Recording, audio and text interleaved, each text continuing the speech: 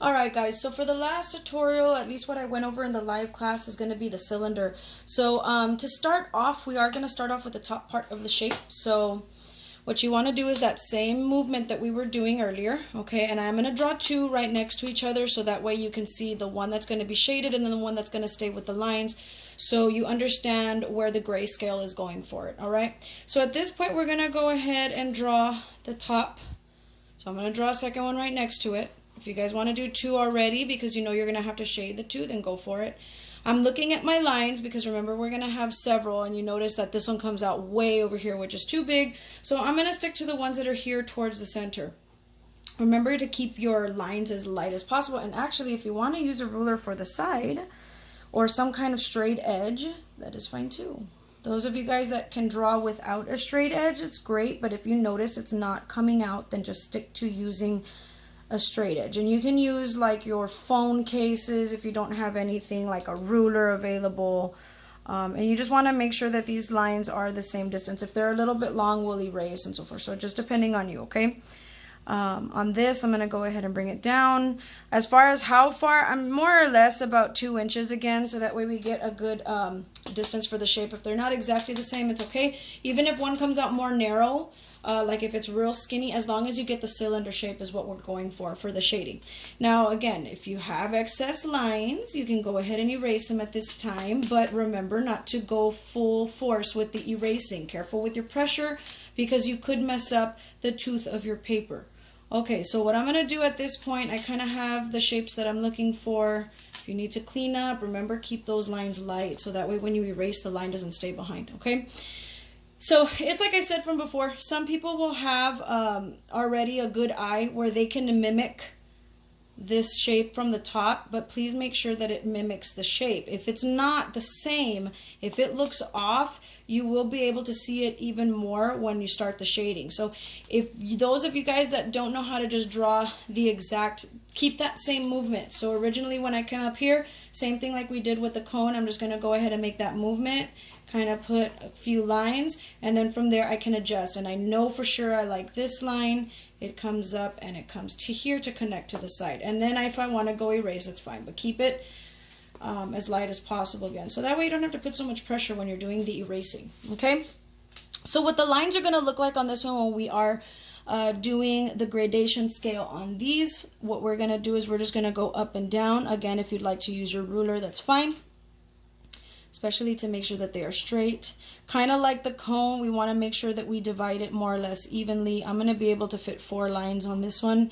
If you want to for sure, like if you're looking at your other ones and they look very flat, that means you should possibly add more. Here I've got 4. If I want to make sure that I fit 5, do the little lines, the little dots, excuse me, first. So 1, 2, 3, 4, 5. That way when I connect the line from the top, I know how far to take it, so that way I can for sure fit 5 lines going down. Again, if you're not great at doing straight lines, stick to using a straight edge, okay? So I'm just going to go ahead and I'm just going to bring these lines more or less where the dot is down from the bottom. Same thing for this one. And this one, again, I have 5. But just to give you the direction of where they should be, I'm going to go ahead and leave this one like that, even though it does have 4. Now, the ones on the top are going to be actually very different. Most people I've gotten in the past where I let them, you know, I'm watching what they're doing and they weren't necessarily pay attention with how I instructed them to do it, and they go straight. They just take this line straight, and that is not the case. Because our light, we're going to try to get it to come from this direction and not necessarily straight, because remember we want it to look 3D. So I will explain something because it's going to be the same like you guys did with the cone, where this one is going to be the white, which is the second one. So we'll do the same effect here.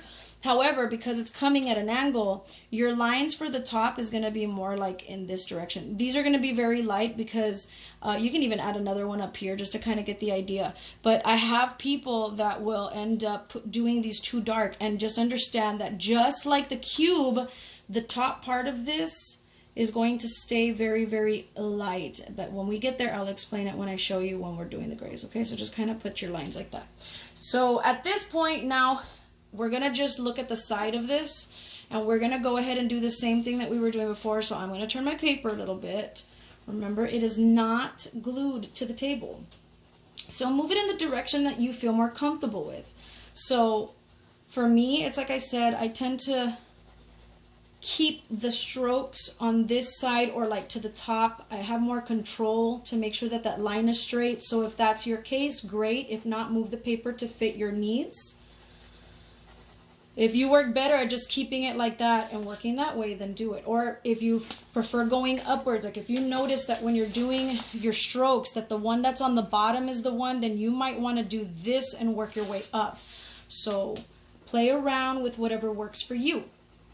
And my goal for these videos, guys, is for reteaching, and then also for people who have not been taking the class and so forth. So when I give the instructions on these, they might not be as in detail and in more depth like I do in class, because I do take questions during the live class. So it's very important for you guys not only to get your attendance, but to be there, because you know, if it's live, then you can ask the questions that you guys have and I'll be able to answer them for you right away as you're doing the project.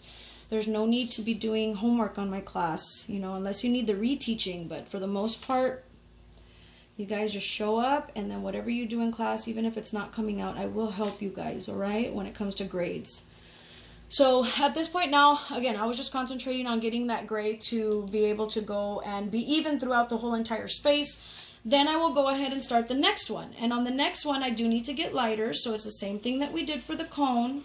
You're just going to make sure that you concentrate. I'm not concentrating on the transition just yet. I'm concentrating solely on making this area a solid value. So a solid tone all the way across. And value is just the shade of gray that you are applying.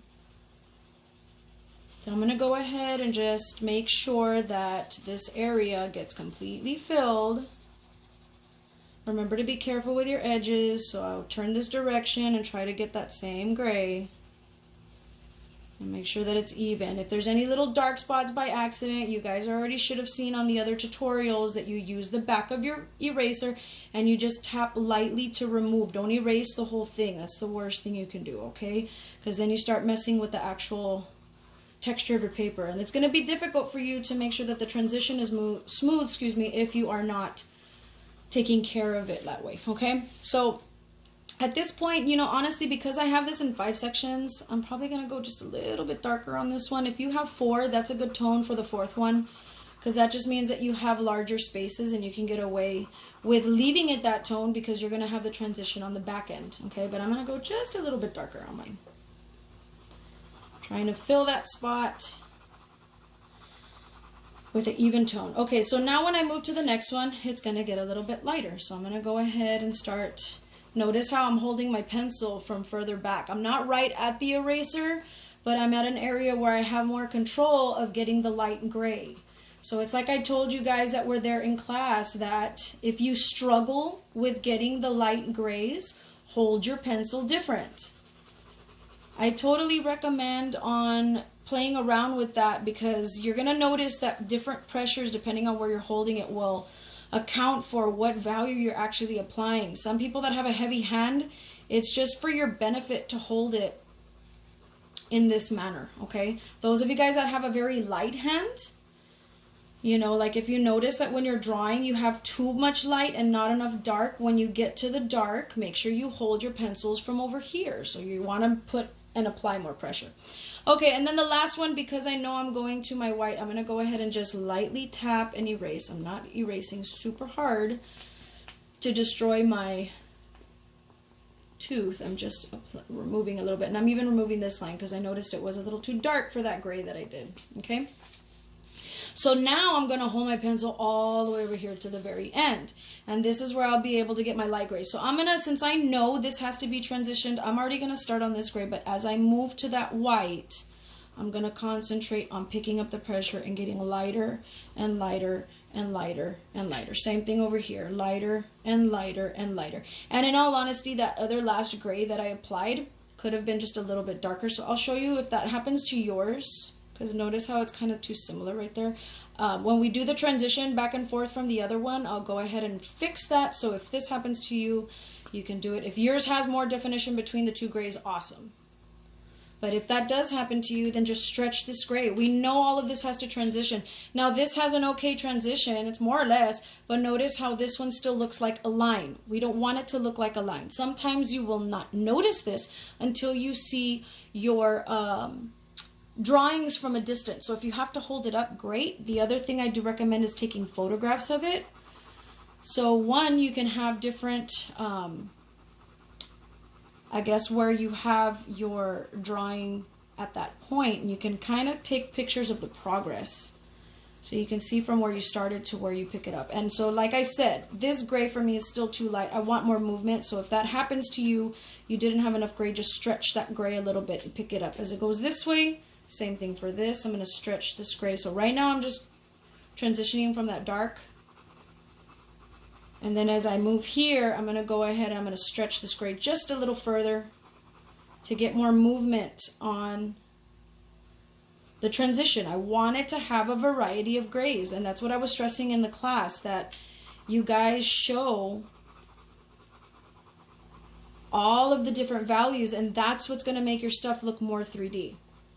So all drawing is, guys, is just training your eye to pick up the details. And what I mean by that is like seeing where the shadows begin, seeing where they end, where they start to get lighter. And if you concentrate on later when we have objects in front of us and you concentrate on that portion of it, that's how you'll get your drawings to look more and more realistic.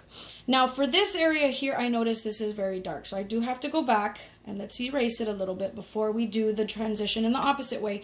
And it's like I said, I feel more comfortable, and you can still see the line. Very, very light, but you can still see it. And that's our goal. So we have a guide. I'm going to turn my paper around because it's like I said, for me, I have better control in this direction to be able to keep that line as straight as possible. Now I'm going to go ahead and I'm going to apply a dark gray. It might not be as dark as this because there's not as much shadow, but we do want the shadow to wrap around. So I'm going to add my dark right here at the very edge, still with the circular motion. Make sure, see, I even went out just a little bit, so be careful with that. Make sure your edge is nice and straight. And then as you come across this way, you're going to lift the pressure slowly till you get to the white, okay? And this is very important not to lose the white. Just like in the other ones, we don't want to lose that white band. That's what's going to make it look 3D.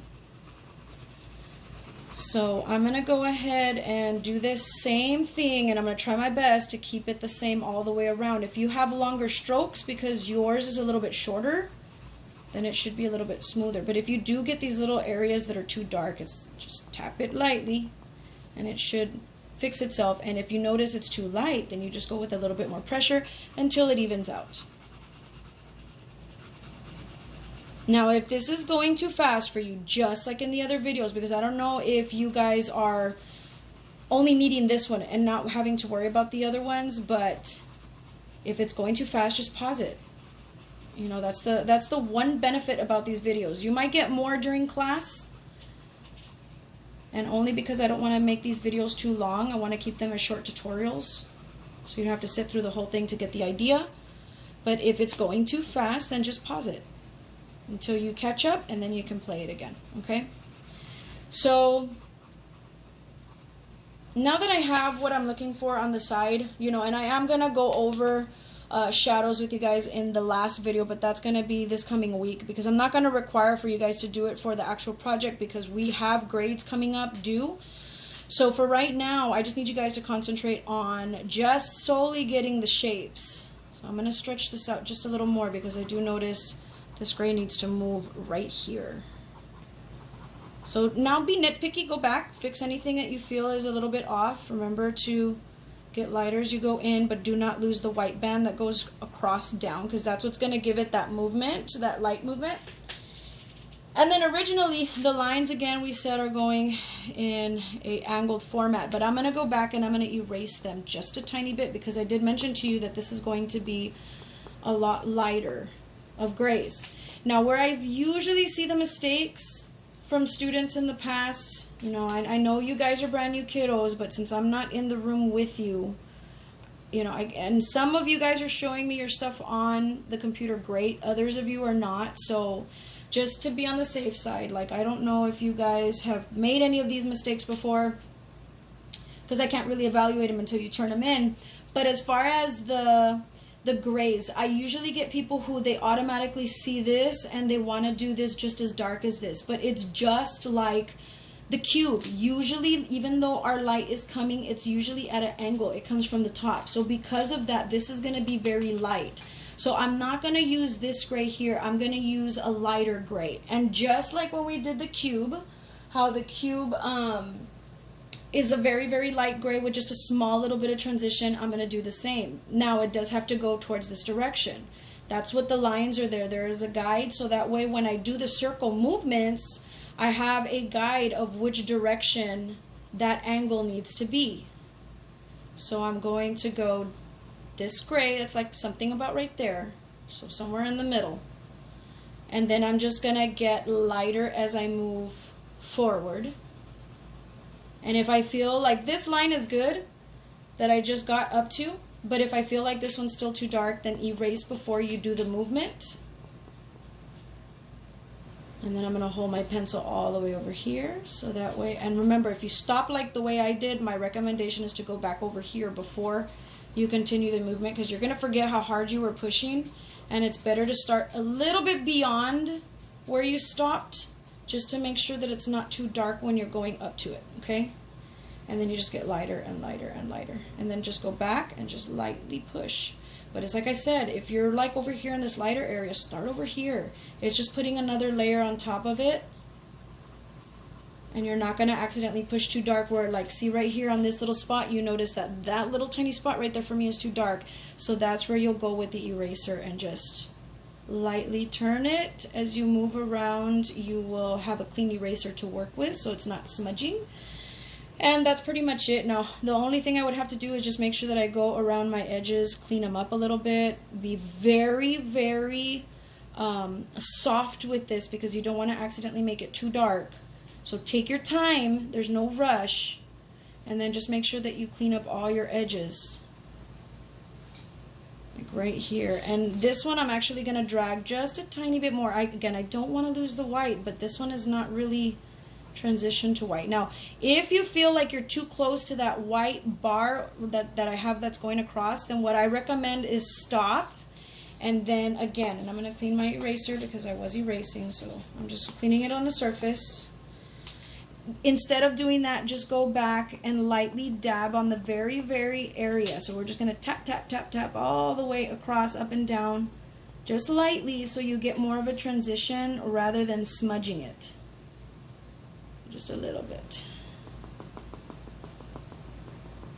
And on this part, this is like honestly where you should hear that little tapping noise, because basically it's a backwards transition, guys. The more pressure you push on your eraser, the more you're going to take off. So it is a type of transition we're just removing, okay, rather than adding. So I'm just going to go and I'm cleaning up my edges, because quality of the paper does count. Be very careful with that. I already had some people that submitted the work and I checked it, and I'm going to go ahead and say on this last video that I did mention to them, be very careful with the paper quality. If it has a lot of wrinkles and so forth, in the later projects, I'm going to start taking off points. Right now, we're just starting. Even if you're working from lined paper, like even if this is all the paper that you got, I can still tell if you're taking care of it or not, or if it's got wrinkles. So my recommendation is get a folder that you can put your work in. We are going to be eventually making portfolios, but I'll talk about that during class, so please make sure you guys are showing up. This is just a quick tutorial for the cylinder, and I'm going to go ahead and end it there.